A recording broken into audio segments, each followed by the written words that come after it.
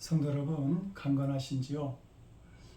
지난주 뉴스에서 지금 한국과 미국에서 코로나가 다시 유행하고 있다는 소식을 듣게 되었습니다. 특히 한국은 코로나 환자가 한 달 사이에 9배나 늘어서 검사 키트와 또 치료제 공급이 수요를 따라가지 못하고 있다는 소식을 전하기도 했습니다. 간절하게 바라기는 코로나가 유행하던 그때와 같이 어려움이 우리에게 있지 않기를 기도합니다. 코로나가 유행하던 그때 많은 사람이 했던 말들이 우리의 일상이 얼마나 소중한지를 알게 되었다고 말했습니다. 보고 싶은 사람을 만나고 가고 싶은 곳을 자유롭게 갈 수 있는 삶이 참 소중했다고 하는 사실을 새삼스럽게 알게 된 것이죠. 그것은 신앙생활에서도 마찬가지였습니다. 평소에 성도들과 함께 예배를 드리며 그 나누던 교제의 소중함을 모르다가 그것을 잃어버린 후에 비로소 그 예배와 교제할 수 있었던 시간이 얼마나 소중하였는지를 알게 되었던 것이죠. 성도 여러분, 이것은 코로나의 질병뿐만 아니라 우리의 일상적인 생활에서도 발견하게 되는 일들입니다. 지금 내가 보고 듣고 말하고 걷는 이 건강의 소중함을 알고 감사할 수 있어야 할 것입니다. 함께 살아가는 가족들의 귀함을 알며 같이 신앙의 길을 걸어가는 성도들의 중요함을 알아서 좀 더 따뜻한 눈으로 바라볼 수 있고 서로 사랑을 나눌 수 있는 복된 관계를 맺을 수 있어야 할 것입니다. 다윗도 구원의 즐거움을 잃어버린 후 그것이 얼마나 소중하였는지를 알게 됩니다. 우리가 잘 아는 대로 다윗은 우리아라는 장수의 아내 밧세바를 취해서 간음을 하게 되고 그 장수를 전장에서 죽이는 간접 살인을 하게 됩니다. 그리고 나단 선지자를 통해서 하나님께서 주시는 책망을 듣게 되죠. 나단의 질책을 들으면서 자신의 죄를 알게 된 그는 시편 51편 12절에서 이렇게 간절한 마음으로 간구합니다. 주의 구원의 즐거움을 내게 회복시켜 주십시오. 한때 그는 하나님께서 베푸신 구원의 즐거움으로 인해 기뻐하며 능력 있는 삶을 살았었습니다. 양을 치는 목자였고 누구도 주목하지 않는 아주 작은 자였지만 하나님은 그를 귀하게 보셔서 이스라엘 왕으로 삼으셨습니다. 그 후에도 함께 하신 하나님은 위기 가운데 있는 다윗을 건져주셨고 그의 나라를 부강하게 만드시는 놀라운 은혜도 경험하게 하셨죠. 이런 일들로 인해서 그는 기뻐하며 감사하는 삶을 살았던 사람입니다. 그러나 그가 범죄한 후에 이 기쁨을 잃어버리게 됩니다. 마음이 지옥 같은 고통 속에 있게 되었고 죄의 결과로 밧세바와의 사이에서 낳은 그 태어난 아이가 죽는 참담한 일을 겪게 되죠. 그러자 그는 침상이 다 젖을 정도로 눈물로 회개의 기도를 드리면서 하나님 앞에 구원의 즐거움을 회복시켜 달라고 간청하게 되었던 것입니다. 성도 여러분, 우리 모두 구원받은 자의 즐거움이 얼마나 귀한 것인지 깨닫기를 원합니다. 시편 98편 1절은 이렇게 외칩니다. 새 노래로 주님께 찬송하여라. 주님은 기적을 일으키시는 분이시다. 그 오르손과 거룩하신 팔로 구원을 베푸셨느니라. 시편 기자는 성도된 우리에게 기쁨으로 하나님을 찬양하라고 권면합니다. 기뻐하며 부르는 찬양이 구원받은 성도의 분위기인 것이죠. 그리고 이런 구원의 즐거움으로 시련과 시험 많은 이 세상을 이기면서 하나님께서 베푸시는 기적에 참여하게 되는 겁니다. 구원의 기쁨이 가득한 사람에게 나오는 홀문이 있는데 그것을 다이올핀이라고 합니다. 우리 뇌에서 나오는 엔돌핀은 아편의 10배나 되는 효과가 있는데 이 다이올핀은 엔돌핀의 4000배나 되는 능력이 있다고 합니다. 그런데 이 다이올피는 하나님을 즐거워하고 감사하고 찬송할 때 만들어지는 호르몬입니다. 그래서 영적인 은혜와 기쁨이 가득한 사람은 평범한 사람보다 수만 배의 큰 일을 하게 되고 수만 배의 장애물을 이겨내기도 하는 것입니다. 강영호 박사나 성명희 시인 같은 믿음의 장애인들이 자신의 이 장애물들을 이겨내고 장애의 어려움들을 이겨내고 놀라운 일들을 감당할 수 있었던 것도 바로 구원받은 자의 즐거움이 그들에게 있었기 때문입니다. 하나님을 찬양할 수 있는 구원의 즐거움은 현대의학이 포기한 생명도 살아날 수 있게 만드는 것입니다. 오늘 우리가 공독한 본문 말씀을 보면 이 저자의 상황이 녹록지 않음을 알 수 있습니다. 이 시는 누가 지었는지 표제에서 밝혀주지 않아서 그냥 추정만 할 뿐입니다. 어떤 분은 다윗이 압살롬의 반역으로 힘들어하다가 해결되고 난 다음에 이 시를 지었다고 말하기도 하고, 또 어떤 분은 히스기야 왕이 병들어 죽음의 문턱에 있다가 15년 생명을 연장받은 후에 기쁨으로 지은 시로 보는 분도 있습니다. 저자가 다윗이건 히스기야건 중요한 것은 시인은 감당하기 힘든 일을 당했다고 하는 것입니다. 그 고통이 얼마나 컸던지 3절에서 사망의 줄이 나를 두르고 수월의 고통, 음부의 고통이 내게 이르렀다 이렇게 말합니다. 지옥 같은 삶을 살아갔던 것이죠. 그러나 시편 기자의 결론은 내게 주신 모든 은혜를 내가 여호와께 무엇으로 보답할꼬 라고 말합니다. 이렇게 고백할 수 있었던 것은 하나님께서 그에게 베푸신 구원의 잔이 있었기 때문입니다. 구원받은 자의 즐거움이 그에게 있었던 것이죠. 그리고 그는 8절에서 자신이 받은 구원의 즐거움을 구체적으로 이렇게 말합니다. 내 영혼을 사망에서, 내 눈을 눈물에서, 내 발을 넘어짐에서 건지셨나이다. 지금 시편 기자는 자신이 받은 세 가지 구원을 말하고 있습니다. 영혼과 눈물, 발을 말하고 있는 것이죠. 그리고 이 눈물은 마음을 의미합니다. 마음이 움직일 때 눈물이 나는 것이니까요. 그리고 발은 우리의 육체를 가리키고 있습니다.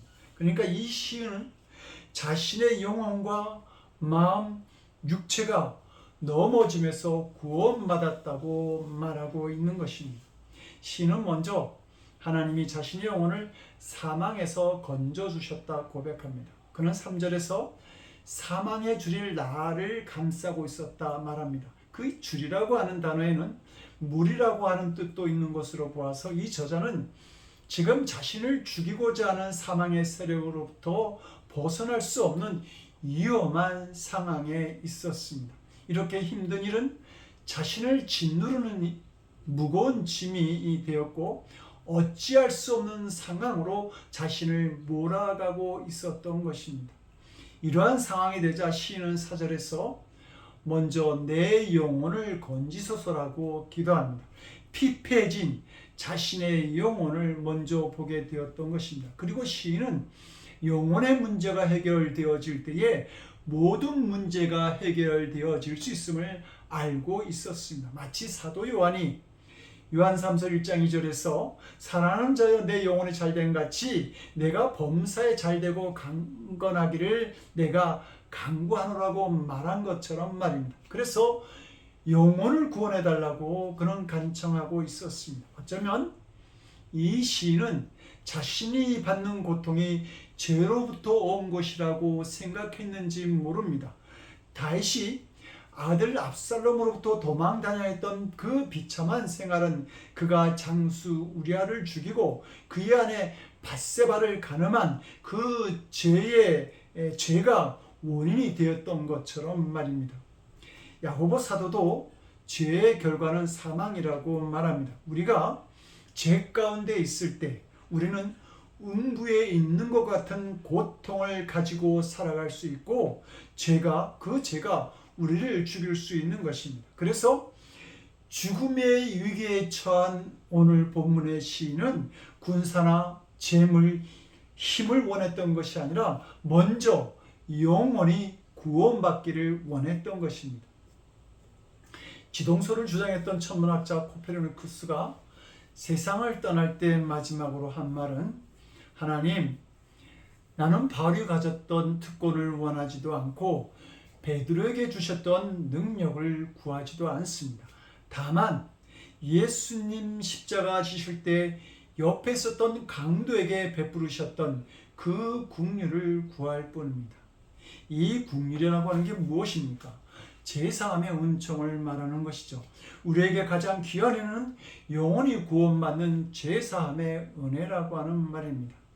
시편 기자는 삶의 무게와 죄로 인해서 사망에 빠진 자신의 영혼을 보면서 내 영혼을 건져달라고 간청하고 있는 것이죠. 하나님은 이런 자리에 있는 우리들을, 자신을 능히 구원하실 수 있는 분임을 그는 확신하고 있었던 것이죠. 그리고 하나님은 이런 신의 간구에 응답해 주셔서 그의 영혼을 건지신 것입니다. 두 번째로, 하나님은 이 시인의 눈에서 눈물을 거두어 주셨습니다. 사망의 올무에 매여 있던 시인은 지쳐가면서 삶은 점점 무의미해지고 무기력한 생활을 하게 됩니다. 그래서 될 대로 되라는 심정으로 악한 세상에 대해서 냉소하기도 하고 사방으로 우겨쌈을 당한 것 같은 자신의 삶을 비관하면서 눈물을 흘리게 되었던 것이죠. 그러나 성도 여러분, 울 수 있는 사람들은 행복하고 건강한 사람들입니다. 그는 감정이 메마르지 않은 사람이고 하나님 앞에 자신의 마음을 열어놓을 수 있는 사람이기 때문입니다. 예전 7, 80년대의 부흥의 특징은 눈물이었습니다. 말씀이 끝나고 기도가 시작되면 사람들은 자신의 죄와 삶의 문제를 내어놓고 눈물로 하나님께 아뢰었습니다. 이 눈물로 마음이 정화되어졌던 사람들은 살아갈 힘을 회복하고 세상을 향해 나아갈 수 있었던 것이죠. 가끔 순수한 마음으로 기도하며 눈물을 흘리던 그때의 사람들과 그 장소, 그 교회가 그리워질 때가 있습니다. 시편 119편을 보면 사람들의 주님의 법을 지키지 않으니 내 눈에서 눈물이 시냇물처럼 흘러내립니다 라고 말합니다. 이 눈물은 하나님을 사랑하는 열심 때문에 흘리는 눈물입니다. 하나님이 주신 사명에 대한 열정으로 눈물을 흘릴 수 있는 사람 또한 행복한 사람이죠. 자신이 걸어가야 할 길을 아는 사람이기 때문입니다. 문제는 삶에 지쳐서 흘리는 눈물, 억울함과 절망 때문에 흘리는 눈물입니다. 니코스 카자차키스의 소설 전쟁과 신부에서 어느 노인이 아나로스 신부에게 이렇게 말하죠. 바다가 짠 것은 세상 사람들이 흘린 눈물이 거기로 흘러갔기 때문이라고 말입니다. 전도서 4장 1절을 보면 보라, 학대받는 자들의 눈물이로다. 그들에게 위로자가 없도다라고 말합니다. 세상에는 학대받는 사람들이 흘리는 눈물이 있습니다. 질병과 가난 속에서 죽어가는 사랑하는 사람들을 보면서 흘리는 눈물이 있고, 전쟁의 고통 속에서 신음하는 사람들을 보면서 흘리는 눈물이 있습니다. 우리가 살아가는 이 이민 사회에서는 신분의 문제로 어려운 상황 속에서 살아야 하는 사람들이 흘리는 눈물도 있는 것이죠. 그러나 하나님은 무시당하고 짓밟히는 사람들의 눈물을 모른 채 하지 아니하십니다. 그들의 눈에서 흐르는 눈물을 거두어 주시고 위로자가 되어 주시는 것이죠. 이스라엘 백성들이 애굽에서 430년 동안 노예 생활을 할 때에 하나님은 그들을 지켜보셨습니다. 그리고 모세에게 이렇게 말씀하십니다. 내가 애굽에 있는 내 백성의 고통을 분명히 보고 그들의 부르짖음을 듣고 그들의 근심을 알아노라. 그러므로 내가 그들을 애굽인의 손에서 건져내고 그들을 그 땅에서 인도하여 낼 것이다. 하나님이 고통 속에 있는 이 시인의 눈물을 닦아주셨듯이 하나님은 우리의 마음속에 흐르는 눈물을 닦아주시는 분이십니다. 세 번째로 본문의 저자는 하나님께서 내 발이 비틀거리지 않게 해주셨다고 말합니다. 세상에는 정말 우리의 영혼과 혼을 실족케 하는 많은 어려움들이 있습니다. 이렇게 넘어짐이 반복되고 나면 사람은 누구나 자신감을 잃게 되고 자신을 부정적으로 바라보게 됩니다. 그리고 자신을 포기하고 싶은 마음에 사로잡히게 되죠.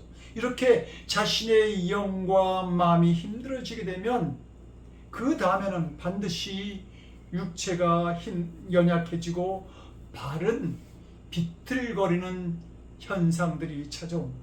육체가 어려움을 당하게 되는 것이죠. 고통 속에 있던 시인은 지금 자신의 발이 비틀거리고 있다고 호소하고 있는 것입니다. 그런데 하나님은 이런 우리의 육체를 돌보시고 치료하며 구원하시는 분이십니다. 16세기 프랑스에 암브로스 파레라고 하는 유명한 외과 의사가 있었습니다. 그는 의사로서 한평생 많은 환자들을 돌보았는데 환자들을 돌볼 때마다 그가 늘 입버릇처럼 하는 말이 있었습니다. 그래서 그가 세상을 떠난 다음에 이 말을 묘비에 새겨 놓았는데 이런 말입니다. 나는 상처를 싸매어 줄 뿐이다. 상처를 고쳐주시는 이는 오직 하나님이시다. 세상에 오신 예수님의 사역을 마태복음 4장 23절은 이렇게 말합니다. 예수께서 온 갈릴리에 두루다니사 저희 해당에서 가르치시며 천국 복음을 전파하시며 백성 중에 모든 병과 모든 약한 것을 고쳐주시니라. 예수님은 가르치시고 전파하시고 치료하셨습니다. 예수님께서 주시는 구원의 영역이 영과 마음에 멈추었던 것이 아니라 육체도 포함하고 있었다는 말입니다. 시인은 하나님께서 자신의 영혼과 마음, 육체를 다 건지셨다고 지금 증거하고 있습니다. 이 말은 하나님께서 우리에게 베푸시는 구원이라고 하는 것은 완전한 구원이다. 영혼과 마음과 육체의 모든 것을 치료하시는 완전한 구원이라는 의미를 가지고 있습니다. 사도 바울은 고린도후서 4장 8절에서 말하죠. 우리가 사방으로 우겸을 당하여도 쌓이지 아니한다.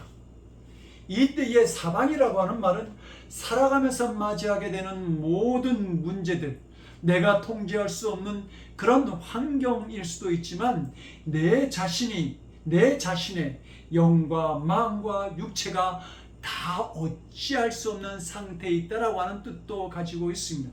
그렇게 지금 내가 전 현실적 상황이 어렵고 나의 영혼과 마음, 육체가 우겨쌈을 당하는 그 자리에 있을지라도 하나님은 어떤 상황 속에 있는 우리를 구원하실 수 있는 분이라고 말하고 있는 것이죠.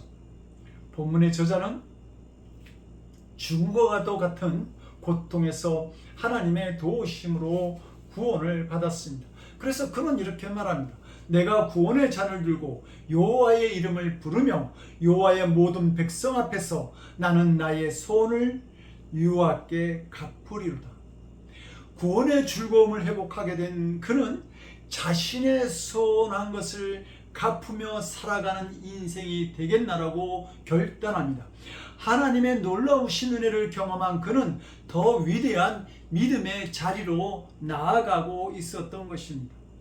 한 여성이 매우 거칠고 많은 것을 요구하는 남자와 결혼하였습니다. 그녀의 남편은 오늘 이 옷들을 전부 다 세탁해서 데려놔.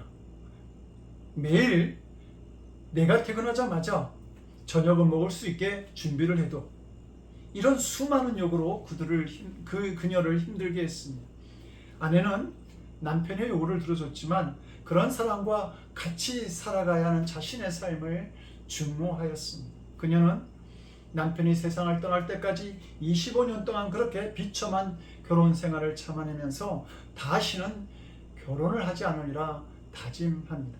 그러나 남편과 사별한 후에 2년 뒤 그녀는 아주 자상한 남자를 만나게 되었고 재혼까지 하게 되었습니다. 두 번째 남편은 자신의 요구대로 따르라고 강요하지도 않았고 오히려 그녀를 사랑하고 필요한 것들을 채워주었습니다. 그녀는 처음으로 결혼에 대한 행복을 느끼게 됩니다. 어느 날 그녀는 집안을 청소하다가 전 남편의 요구사항들이 적힌 쪽지를 발견하게 되었습니다. 그녀는 그 내용들을 읽어보다가 그만 웃음을 터뜨리고 맙니다. 그 요구들은 모두 그녀가 지금의 남편을 위해 하는 일들이었고 오히려 지금은 옛 남편보다 더 많은 일들을 하고 있음을 깨달았기 때문입니다. 다른 점이 있다고 한다면 예전에는 의무감으로 인했지만 지금은 즐겁게 일한다는 것입니다. 그녀는 생각합니다. 똑같이 힘든 가사일인데 예전에는 왜 불행했으며 지금은 왜 행복해야 하는가? 예전에는 남편과의 관계에서 기쁨이 없었기에 오로지 하는 일이 의무감뿐이었다고 한다면 이제는 남편의 사랑을 받으며 즐거움으로 함께 살아가고 있기 때문임을 알게 됩니다. 함께 나누는 사랑과 그 즐거움의 차이가 똑같은 일을 하지만 행복과 불행을 바꾸는 차이로 나타났던 것입니다. 본문의 시인은 소원한 것을 갚되 하나님과 모든 백성 앞에서 소원한 것을 갚겠노라고 고백합니다. 자신의 어려움에만 집중했던 사람이 다른 사람들의 어려움에도 함께 참여하며 은혜를 나누는 사람으로 바뀌어진 것이고 그러한 삶으로 나아가게 된 것입니다. 유튜브의 감동 스토리 채널에 던킨 도너츠 매장에서 인생이 바뀐 노숙자라고 하는 제목의 영상이 있습니다.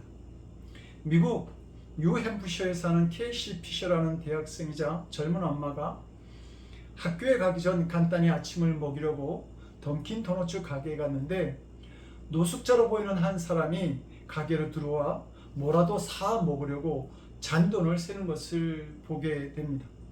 그 사람이 가진 돈이 $1뿐이라 그녀는 커피랑 베이글을 사주고 함께 앉아 이야기를 나누게 되었습니다.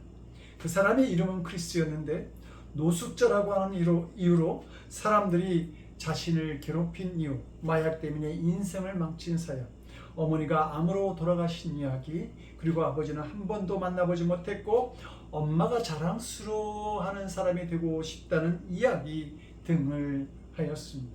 케이시 피셔는 그가 참 진솔하다고 생각하게 됩니다. 수업에 들어갈 시간이라 작별 인사를 하려고 하는데 크리스가 잠깐 기다려달라고 하더니 구겨진 영수증에 뭔가를 급하게 써서 웃음 띤 얼굴로 그녀에게 건네주었습니다. 사진에 캡처되어진 그 쪽지에는 이렇게 쓰여져 있었습니다. 난 오늘 저 스스로 제 생명을 끊으려고 했습니다. 하지만 당신 덕분에 그러지 않을 겁니다. 당신은 아름다운 사람이에요. 고마웠습니다. 구원받은 즐거움이 다른 사람에게 전염되는 삶, 그래서 세상을 아름답게 만드는 성도된 우리의 모습들이 있기를 원합니다. 구원의 즐거움을 회복한 시인이 서운한 것을 갚겠노라고 말하고 있지만 구체적으로 그것이 무엇인지는 우리는 알 수가 없습니다. 그런데 본문의 시인과 같이 구원의 즐거움을 회복시켜달라고 기도했던 다윗은 그가 한 소원을 시편 51편 13절에서 좀 더 구체적으로 이렇게 이야기하고 있습니다.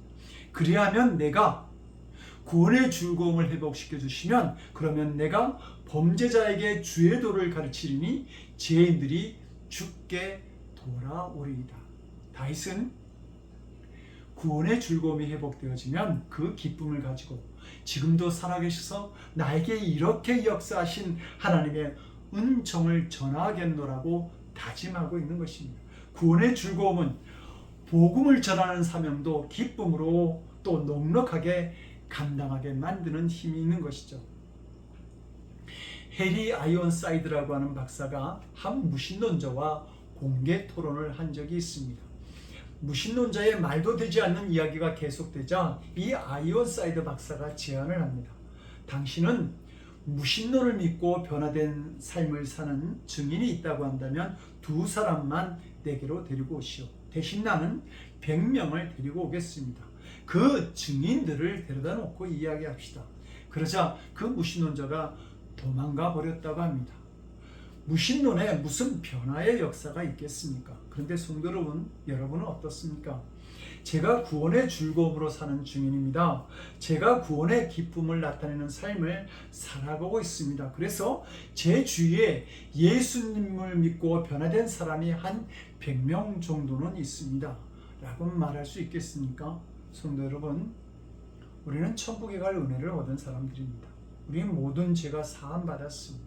주님과 동행함을 삶을 살아가고 있고요. 합력하여 선을 이루게 하시고 때를 따라 돕는 그 국률의 자리로 나아가는 은혜를 입은 사람들입니다. 이것이 우리에게 있는 구원의 즐거움이고 또한 우리가 주님을 찬양할 수 있는 이유이기도 합니다. 이 귀한 구원의 즐거움에 참여한 우리가 그 은혜를 전하는 성도의 삶을 살아가야 되지 않겠습니까? 그 구원의 삶을, 구원을 전하는 성도의 삶을 살아가는 우리들이 될 수 있기를 기도합니다. 찬송가 313장 2절은 이렇게 노래합니다. 큰 물결 일어나 나 쉬지 못하나 이 풍랑으로 인하여 더 빨리 갑니다. 고통을 이긴 자가 맞이한 은혜 가득한 삶이 이제 시작되는 것입니다. 지금 거친 가시밭길을 걷는 것처럼 고단한 시간을 보내고 있습니까? 그러나 잊지 마십시오. 하나님은 그 길을 우리와 함께 걷고 계십니다. 그리고 우리를 꼭 붙잡고 계시고 있습니다. 그리고 우리를 지키시고 구원의 즐거움으로 인도하시며 우리의 삶을 든든하게 세워주십니다. 그러므로 나를 사망의 줄과 음부의 고통에서 구원하여 주시고 나를 소원을 갚는 은혜의 자리로 초대하여 주실 그 하나님을 바라보면서 찬양할 수 있기를 원합니다. 이제부터 우리 손에 들려진 그 잔이 탐욕과 자기 만족의 잔이 아니라 구원받은 자의 즐거움이 가득한 잔이 들려지기를 기도합니다. 구원의 즐거움을 회복함으로 말미암아 더 위대한 삶을 만들어 나가는 늘 푸른 가족, 늘 푸른 교회 성도들이 되시기를 주님의 이름으로 간절히 축원드립니다. 기도하시겠습니다. 은혜의 하나님, 야곱이 자신의 인생을 되돌아볼 때에 험악한 인생을 살았노라고 고백할 수밖에 없는 삶이 우리가 걸어가는 인생입니다. 그러나 우리는 사망의 줄이 나를 두르고 음부의 고통이 나를 두를지라도 그 환난 속에서 우리를 구원하시는 하나님의 은혜를 믿고 바라봅니다. 그 믿음에 기뻐하셔서 우리의 영과 마음과 육체가 구원받는 은혜를 허락하시고 구원의 즐거움을 누릴 수 있는 성도들로 우리를 세워 주시옵소서.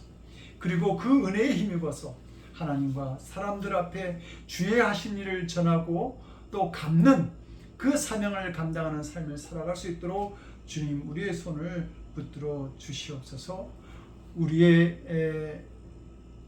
우리에게 모든 구원이 되어 주시는 우리 주 예수 그리스도를 받들어 간절히 기도드리옵나이다. 아멘.